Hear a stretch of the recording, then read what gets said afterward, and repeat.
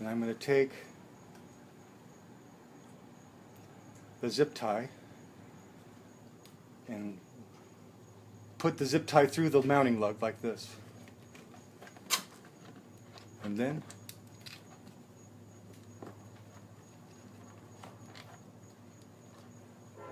fish that zip tie around the harness.